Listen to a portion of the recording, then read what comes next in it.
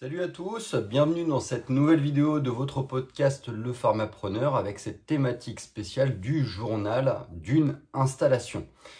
Alors, qu'est-ce qui s'est passé pour réaliser donc cette vidéo? Pas grand-chose en fait.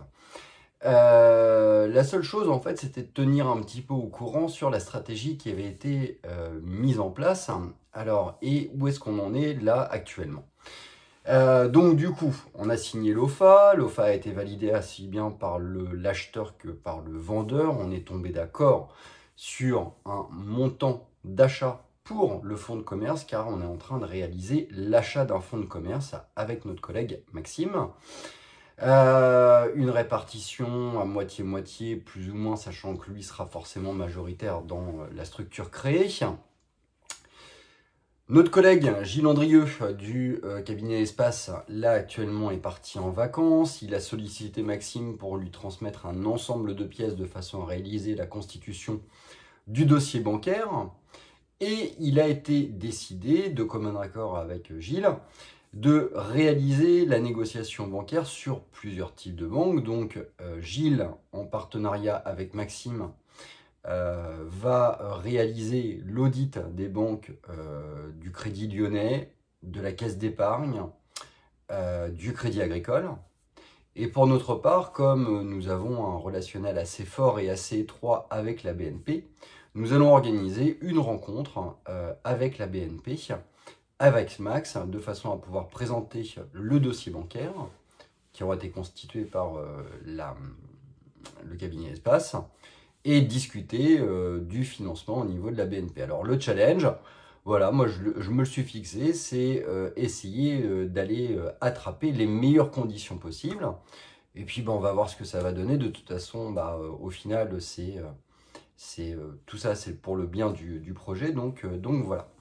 Donc, la semaine dernière, profitant des vacances de Gilles, moi j'ai essayé de ne pas rester les deux pieds dans le même sabot. Donc j'ai pris contact avec notre chargé pro au niveau de la BNP qui m'a mis en contact avec le responsable du pôle CMV Mediforce, donc qui est la partie financement branche santé de la BNP. Et nous avions convenu d'un rendez-vous ce mercredi de façon à discuter un petit peu du projet et un petit peu surtout de l'ensemble des pièces qui vont nous être demandées. Donc voilà, donc c'est une discussion qui a duré grosso modo 45 minutes, 1 heure, où j'ai présenté à l'interlocuteur le projet en question, sans par contre lui dévoiler pour le moment où est-ce qu'il se situait précisément et donc quelle était la pharmacie visée. Alors la raison elle est simple, c'est que avoir et rentrer dans ce type de discussion, ça nécessite quand même une certaine forme de confiance.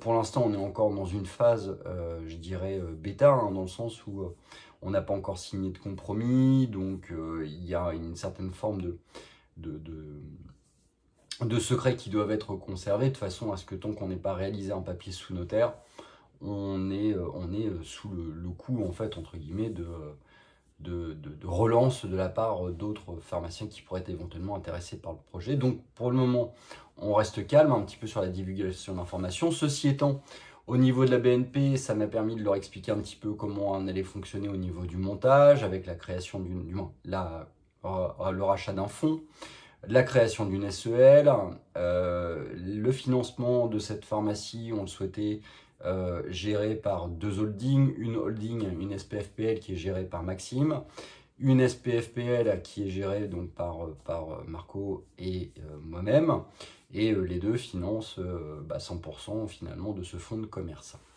La BNP m'a rappelé, bien évidemment, et ça je ne sais pas si tu le sais, mais en tout cas c'est l'occasion de cette vidéo de te le dire, que les banques, lors de l'analyse du plan de financement, ne tiennent pas en compte de l'amortissement du fonds de commerce. Alors, je ne sais pas si tu le sais, mais depuis quelques temps, on peut amortir le fonds de commerce dans un plan de financement et finalement, en fait, au niveau de ta fiscalité. C'est extrêmement intéressant parce que ça donne un gros volume financier sur une dizaine d'années, grosso modo. Simplement, les banques, elles, préfèrent ne pas le considérer. Alors, c'est pas très grave.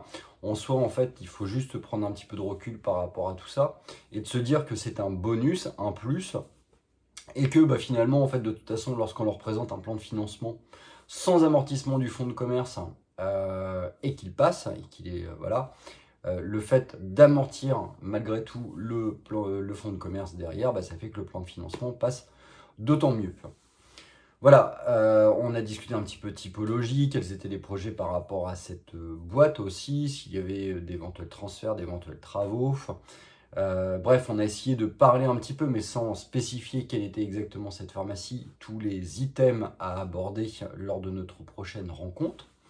À la suite de cette discussion, l'interlocuteur de la BNP m'a communiqué par oral un ensemble de pièces qu'il allait falloir transmettre, puis il me les a transmises également par mail. Alors, en résumé et sans rentrer dans les détails, il y a les fiches d'identité, il y a les déclarations de revenus d'imposition à titre personnel de l'ensemble des interlocuteurs, il y a forcément la déclaration également de nos états propres, de nos biens, on va dire, les statuts de notre SEL, les statuts de notre holding, les projets de statut de la future SEL et les projets de statut de la future SPFPL. Il nous demande également les bilans, les 3 derniers bilans de notre SEL. Il nous demande également l'historique financier de notre SPFPL, nos 3 derniers bilans. Bon, notre SPFPL était relativement jeune, donc on n'a pas encore les 3 derniers bilans. La présentation du projet, bien évidemment. Voilà, donc tout ça à transmettre à la BNP. Alors, il y a des choses qui sont plus ou moins acceptables et qui vont nécessiter forcément discussion. Voilà, après, on va faire le maximum de façon à ce que ce soit porté par la BNP et qu'on puisse obtenir de bonnes conditions. Voilà, donc prochaine vidéo, lorsqu'il y aura des nouveautés, je te tiens au courant sur ce journal de l'installation.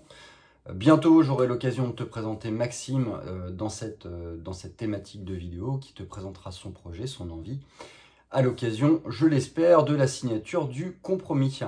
Sur ce, je te souhaite une bonne fin de journée. Je te dis à très bientôt pour une prochaine vidéo.